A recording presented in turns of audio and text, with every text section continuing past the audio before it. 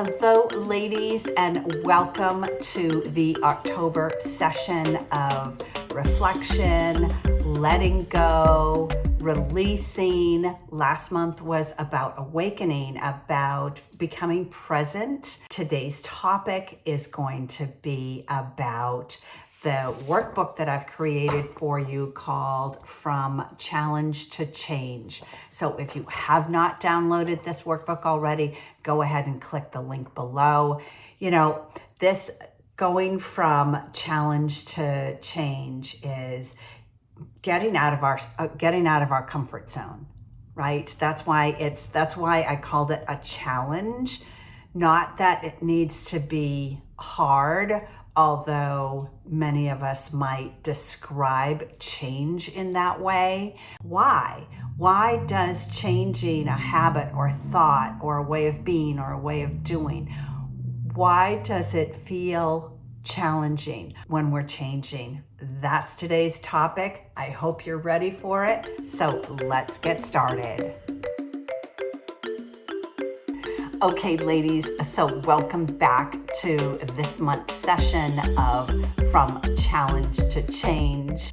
All of the fear, the resistance, the uncertainty. Sometimes it could be some nostalgia of, oh, I've been here before. I don't want to be here. This is bad. I don't like this feeling. I want to get out. Instead, we want to take a look at it, ask it some questions, because I do believe that these feelings that we have, they have a lesson to teach us.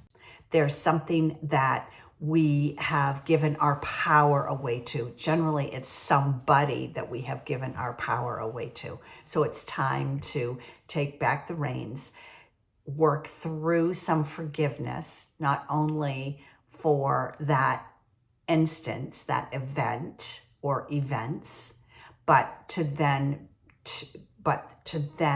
begin to forgive ourselves and remember or realize that that's who we were in that moment, and that's how we responded in that moment with the tools that we had at the time.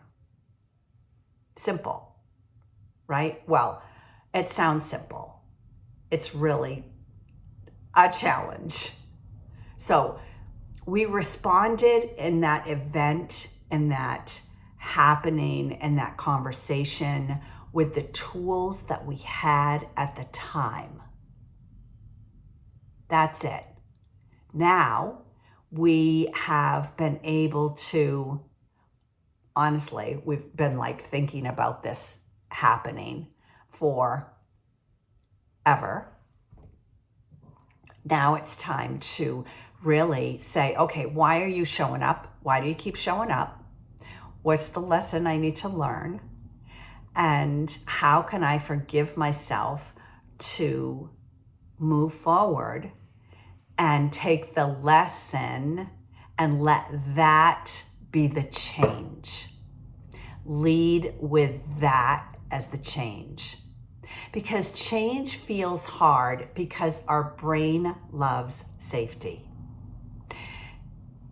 If it knows how to react, then that's what is going to keep happening. We're going to keep reacting to something because it sends a trigger. That event or that feeling or the uncertainty brings up a certain trigger for us, and we automatically, because the brain is about safety, it wants to protect us.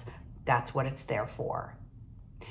It automatically defaults to this way of being, thinking, saying, feeling, acting, all of it.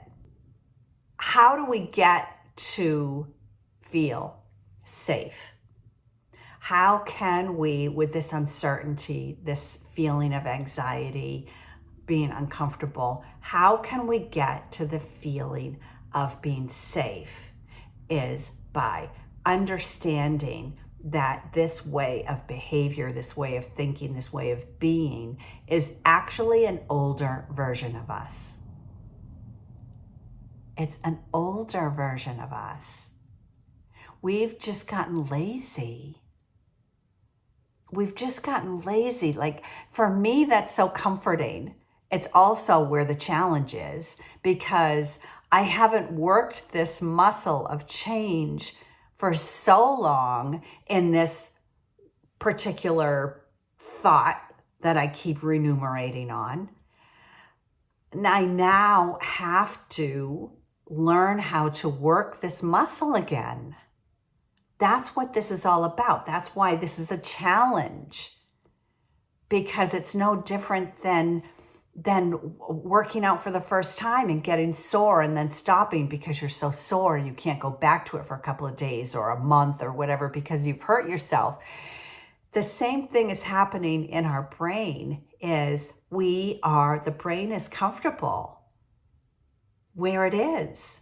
And now we're telling it, wait a minute, we want to do something different. We want to get past this.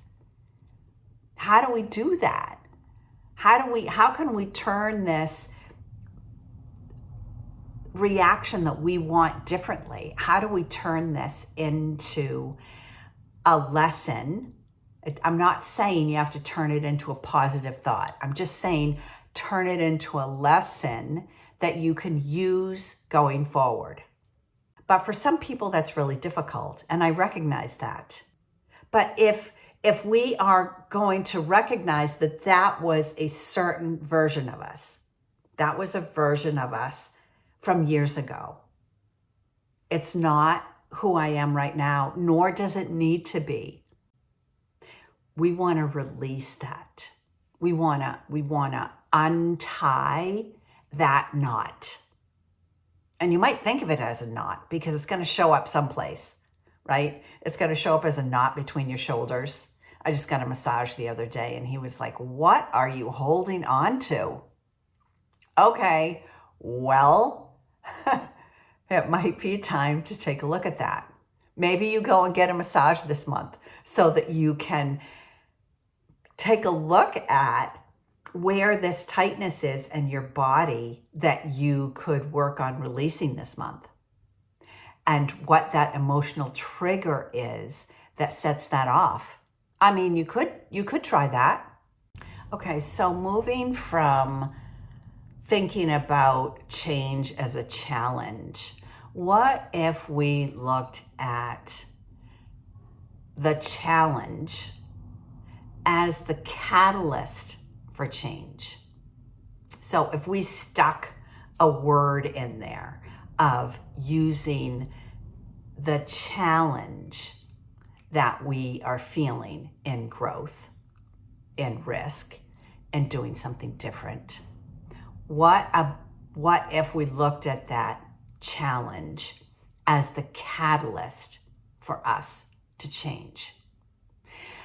Because if you look at this challenge as an invitation, as a longing, as a pull toward something different, then it allows us to grow, evolve, become more of who she is. Think about this. Challenges don't happen to us. Challenges happen for us. So challenges don't happen to us. They happen for us. Change is there for a reason. If we uncover the reason, the challenge then becomes for us. It becomes our leader in this evolution of who she is. So, I don't know about you, but when I'm cleaning house, it becomes more messy before I put everything back into a new order. So when I go about, especially spring cleaning, or when I'm changing my wardrobe from my summer wardrobe to my winter wardrobe, everything is all over the bed. Everything's all over the bureau. I don't know where I'm going to put all the stuff. And then all of a sudden, bit by bit, everything gets put in its place. And sometimes we have to go through the chaos to get to the clarity. You have to go through the chaos to get to the clarity. This isn't going to be neat and clean and tidy. Life very rarely is. So if you know that up front and you're constantly seeking for the clarity, I'm constantly seeking to clean off my desk.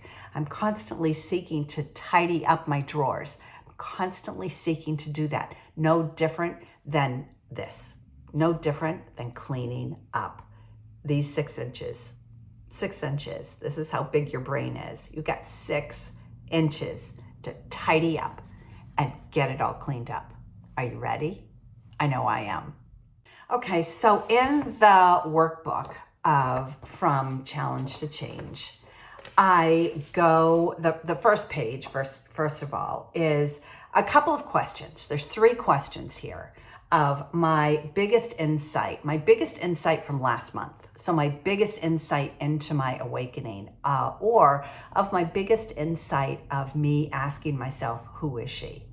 A habit I want to keep is, there are some things that I actually like about myself, which I'm sure that there are things that you actually like about yourself too. So what do you want to hang on to? Like, let those be your anchors. And moving forward, what do I want to do moving forward? What's the incremental change that I can make to move forward? How can I notice on a daily basis what that change is? Okay, so on the page called Reflection, there's this girl like skipping across stones because, we don't want to go through this like a bull in a china shop, which is normally where I come from, which is something that I have been working on for quite some time because I'm always pushing through life. I'm always going gung-ho. I'm always just like not asking any questions, just doing it. Well, now I recognize that doesn't always serve me. So I'm trying to go through life, move through this period of change and discovering who is she more gracefully. So I put this girl skipping through some stones in the water as a reminder to not only myself, but to you, because I'm going through this program right with you. And I want to remind myself that I want to almost, tiptoe through the tulips, so to speak. And on the next pages of the workbook, I talk about reframing fear because these do show up as fears. And I list on one of the pages the 11 most common fears. And you may have some of your own, and I would love for you to put those in a comment or send those to me in an email of what you have titled your fear as. What I want you to understand most is that fear is not the enemy. It never has been. Fear is only to be learned. I've said this time and time again. Fear is there to stop us, to protect us. It's the brain coming into action. But if we let that run on autopilot, all we got is what we get. If we then take a look at each of those fears and the 11 that I have outlined here, the fear of failure, the fear of rejection or criticism, the fear of the unknown, imposter syndrome, fear of change, perfectionism, fear of success, lack of self-control, comparison with others, overthinking, analysis, paralysis, attachment to comfort zone. And I think that with the onset of social media, some of these have become more prominent. I think that as we change and grow, these fears change also. In a certain instance, it will bring up a fear of failure. I actually had a fear of success. I had a fear of being worthy of making over a six-figure income.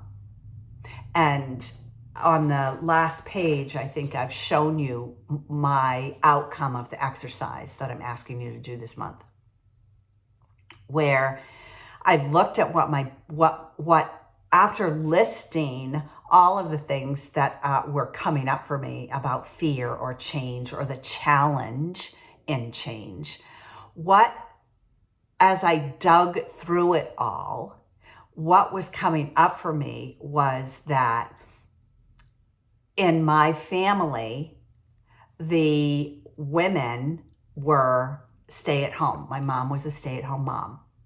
And I didn't have the proof that women could be or should be successful. And successful to me at that time meant a six-figure income. And every time throughout my career, mind you, every time I got close to that, even by $2,000, I self-sabotaged myself. I did it. Not somebody from the outside, but I willingly self-sabotaged myself so that I didn't make it to that six-figure income. So in the exercise that I did, that was my fear. Maybe I'm not good enough to earn a six-figure income. That was the inner talk, the inner dialogue that I had.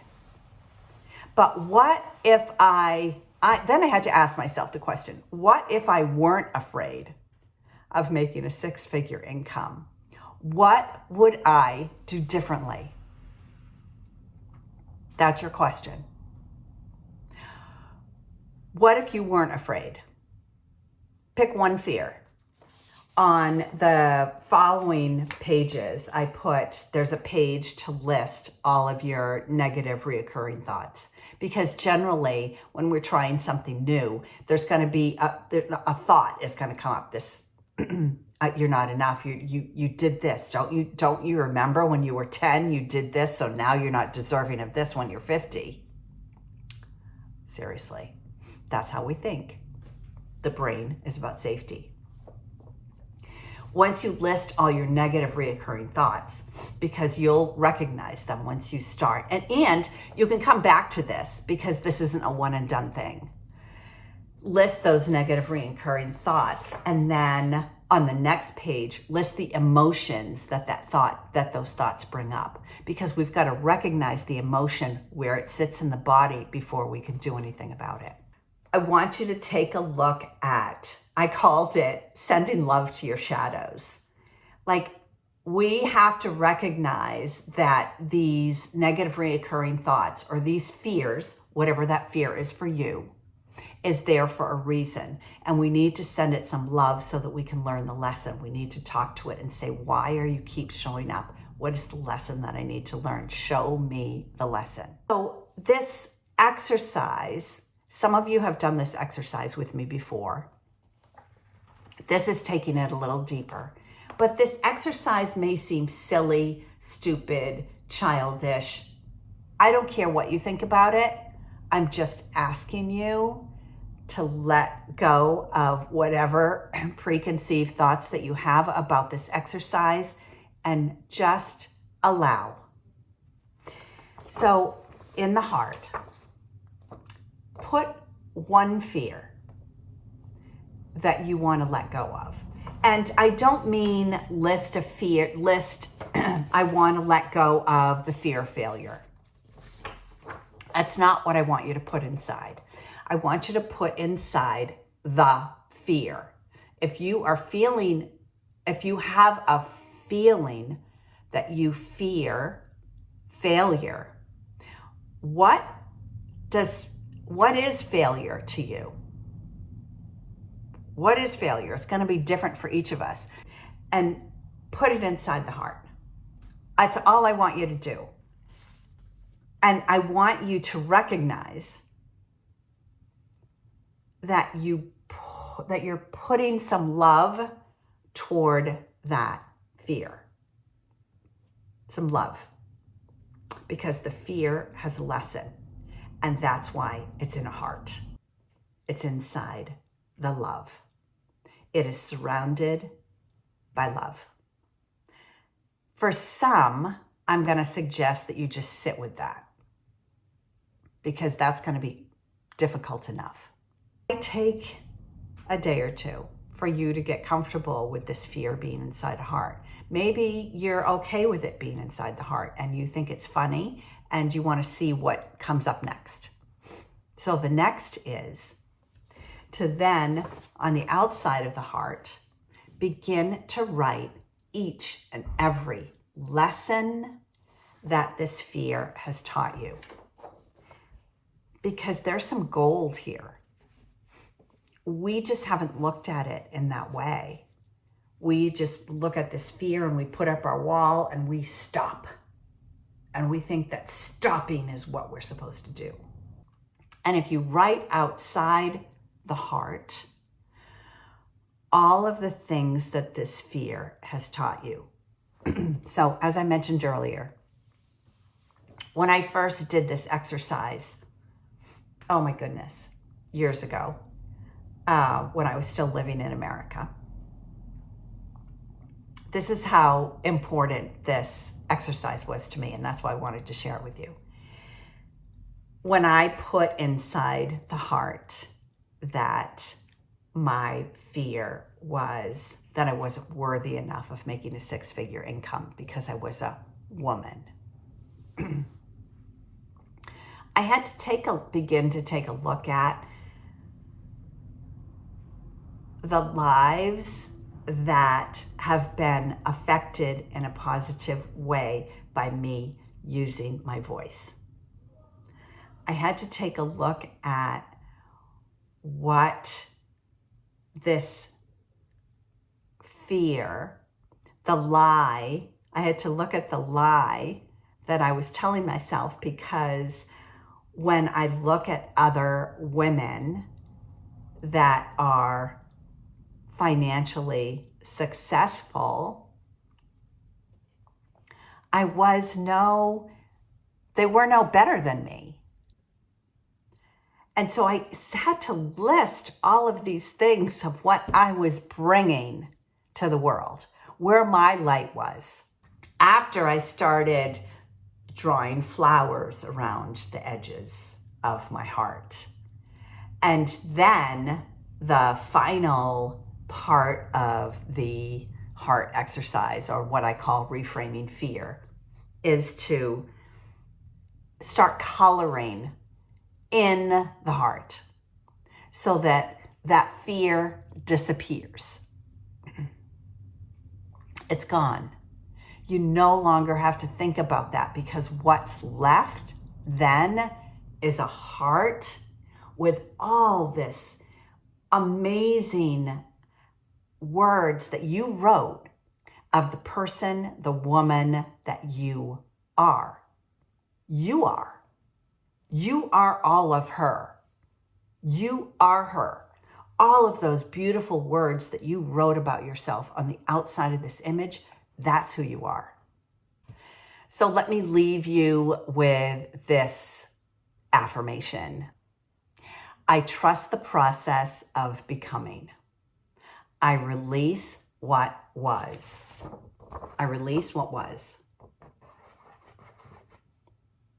I honor who I've been. Thank you, because at that time, I needed you. Honor who I've been. And I open my heart to what's next. I'm opening my heart to what's next. Opening. my heart to what's next. So until next month, ciao for now.